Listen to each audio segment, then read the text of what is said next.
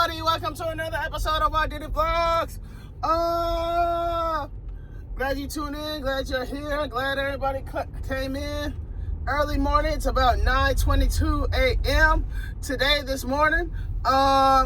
We are going to a TED Talk.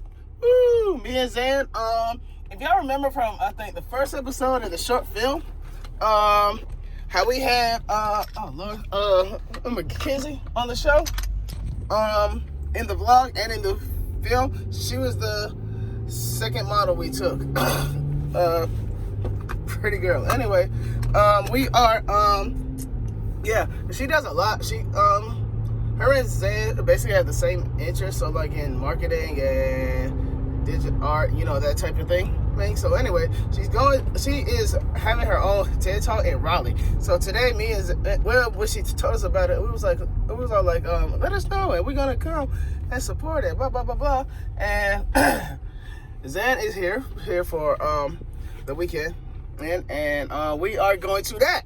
So I'm on the way because Zan also has to take a picture. So I'm on the way to go get to go and check out this place for her first.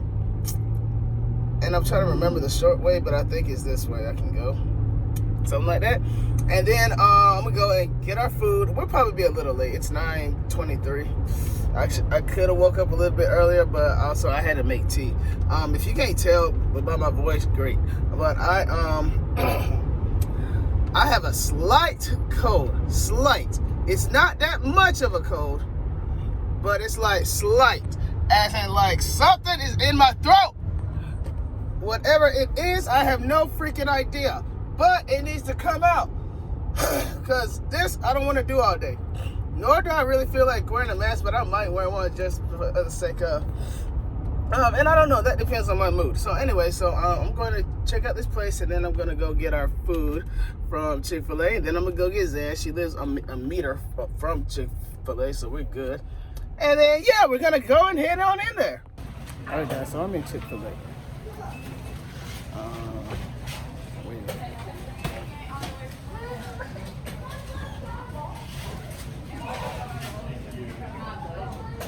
Okay, guys, so I got Zan. Alright. She is eating. I ate my food already, and still have my hot tea and water. So now we are on the way to the TED Talk. So what I just read is it was like three speakers. She's the second one. I don't know exactly how it works. I just know it's from 10:30 to 2. So I don't know if it's gonna start. I don't know how long each person will have. 11, 12, 1, 2. That's like 3.5 hours, right? Or something like that. Something like that. So we're gonna see how it is. But anyway, it's interesting to go to a TED Talk, like literally TEDx, TED Talk. Like that's big. Who knows? We'll see. They're young, so they're gonna inspire us and all these other different things. I just came from that school too. From taking pictures. I tried my best not to go to Wilson School, so I was like, please don't send me to no Wilson School. But anyway, guys, so we're gonna go on the road, and not gonna stop at this yellow light at all. Sorry. And then we'll see you when we get there. Y'all look at this. It's a bunch of motorcycles, which isn't the problem. One of them has their foot close to the road. Literally. I'm trying to find which one it is. I think he on the other side somewhere. But either way, he had his foot like 10 meters from the road. Like he just like, look, I actually believe people with the motorcycles drive like are actual like daredevils. But bro, nothing in my right mind would want to ride a motorcycle. Then they got 3 wheels on. I mean, they fast though, and they go hard. I like the colors, but nothing in my life, nowhere in my lifetime would I be like, I want to ride a motorcycle. Like, that's 2 wheels. If you don't have more than at least 3, I don't want to ride it. And just imagine if I turn and I fall. Like, bruh, I'm not trying to take that chance. You can do what you want and live in color. Something born inside and live in color. Okay, guys, so I made my own park because there's none here. This little parking lot. Look at it. They made their own park. What about your little sign? I got one too. So anyway, guys, we are here. Gotta figure out how to get in. Main entrance, I think, is this way. That's a Ferris go around still. And they got 30,000 events here. I'm looking for one, which I would think it's inside here. They have a water park here? I ain't never been here in my life. Chavis Park. As I said, I don't like to do local things anyway, so it's kind of cute. Let's see. So hopefully, guys, we are. Oh, I'm sorry. Hopefully, guys, we didn't miss anything. We're only like 12 minutes late. You'd be all right. And 19 if you count. Can't find no parking places. But anyway, guys, so we're gonna go in and see how to get in and everything like that. Okay, guys. So we're here. Currently somebody speaking. Then we can go in. Very nice people here, but now we can go in. I don't have a natural connection with my family's culture as they do. When I hear my family reminisce about El Salvador, they'll talk about the times when they're running to the market with their cousins as kids, while the adults were at home, playing out what would then be a family story later on. Simply by fostering a culture of reading, we set off a chain reaction. This idea of a ripple effect extends beyond individuals.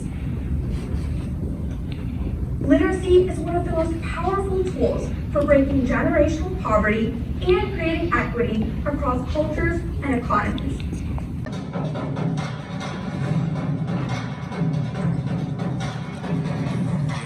What's she doing? It looks like it's fun.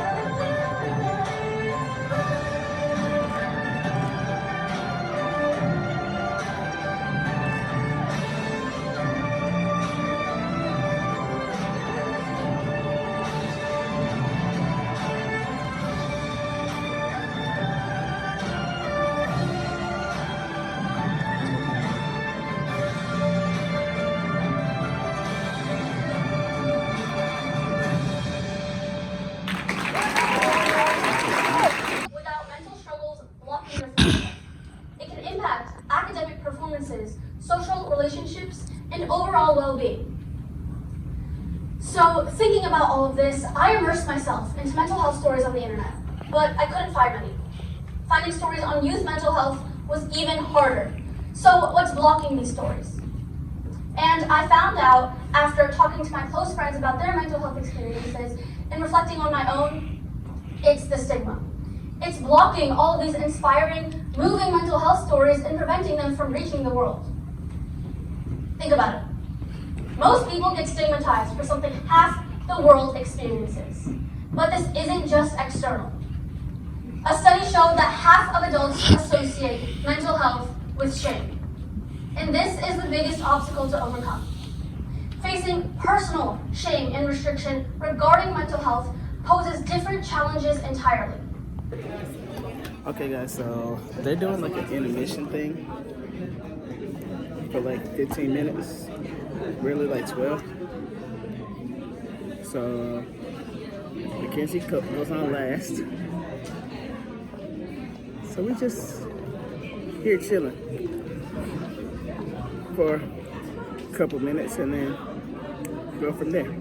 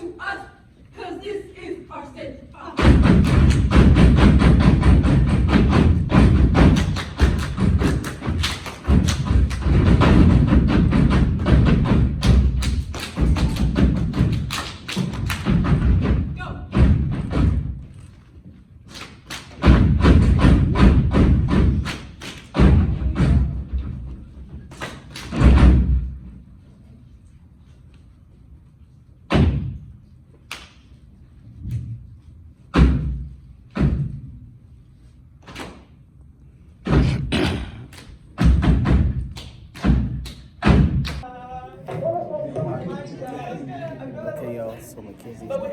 I feel so much better. She still got the mic on. She still got the mic on. Mackenzie's next. Or last, I should say. She's about to get on. All right, last but not least, the importance of surrounding yourself with the right people and advocating for individuality. Let's give her a hand.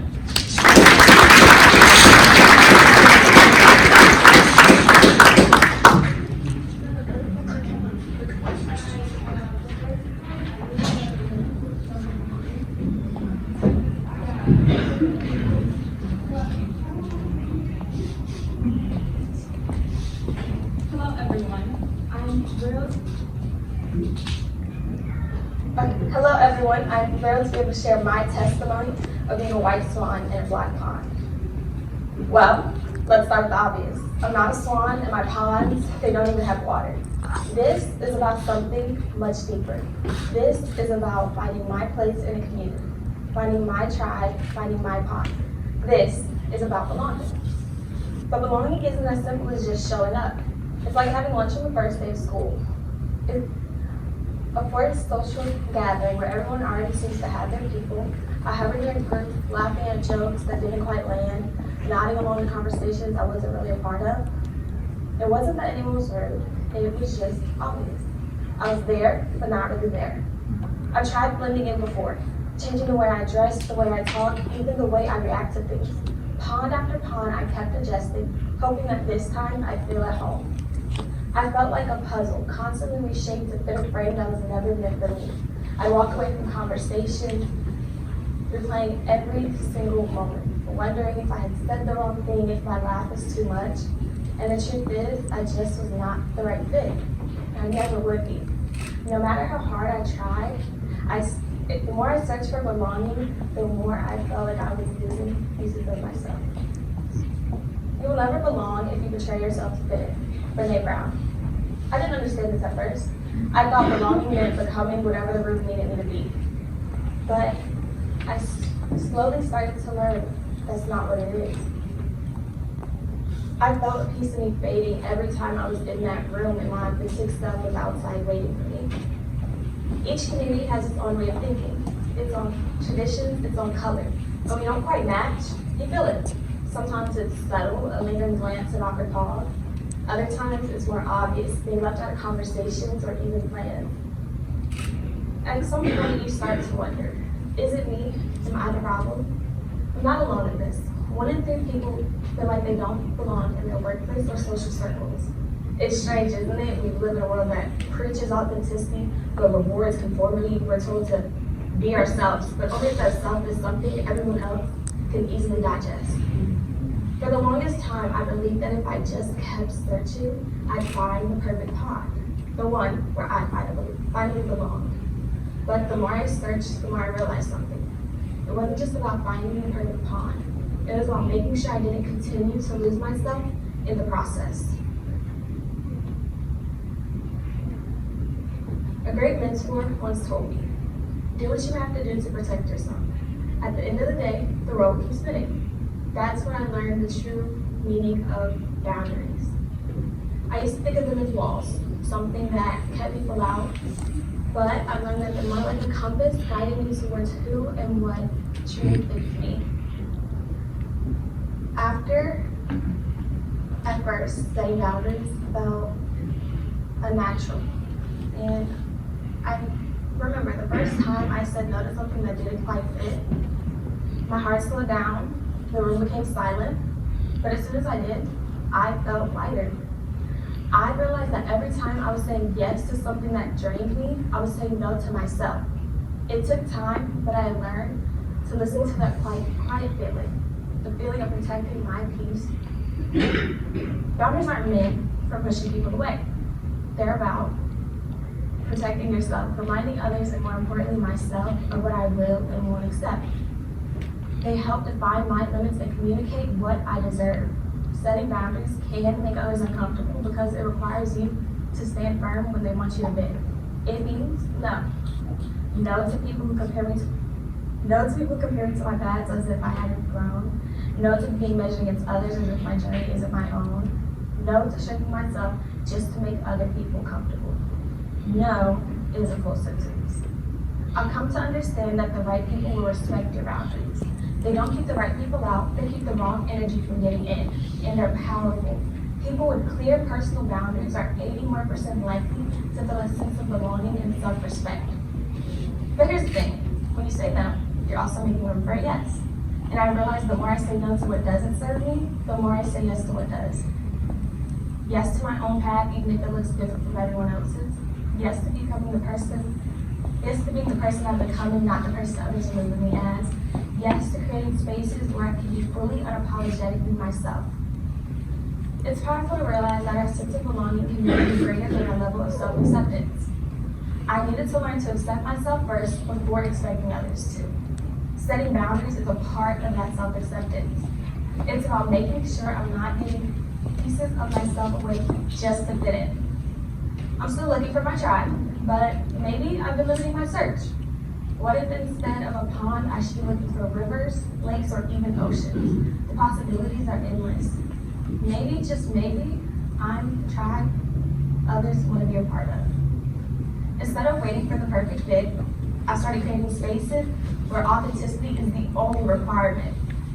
I've learned that belonging isn't just about finding the right people. It's about making spaces for people who feel the same. Whether it's small conversations, new friendships, or simply owning my space, I've come to understand that belonging starts with me. I don't have to wait for permission, and I don't have to prove I deserve a seat at the table. I can build my own. I'm 18, and my journey to discovering who I am and where I belong is just beginning. I expect it to be as exhilarating and awe-inspiring as a swan in flight. If you feel like you don't belong, maybe you've been limiting yourself too. Don't be afraid to test out new waters. Who knows? You may be looking for an ocean instead of a pond. Well, guys, that was a success. Mackenzie did very good. This building, y'all, is like beautiful. Some way, somehow. It's in Raleigh of all places. Anyway, y'all, she did great. Mackenzie is a sweetheart. She had great support that was there. Yes. She did really good. Really good. She's inspired me to start public speaking, man. See? And y'all, she's 18. 18.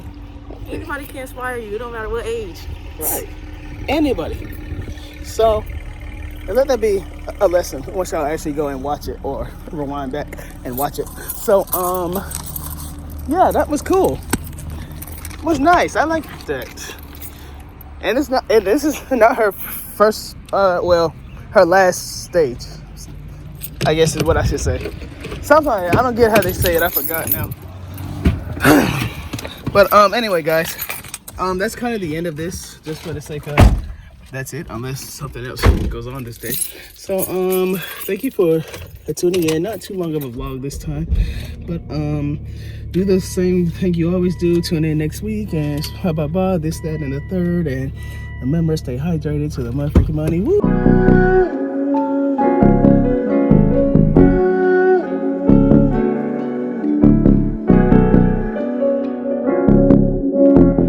Who did it?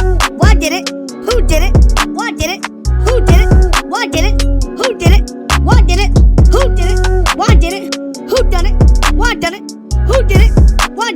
Who did it?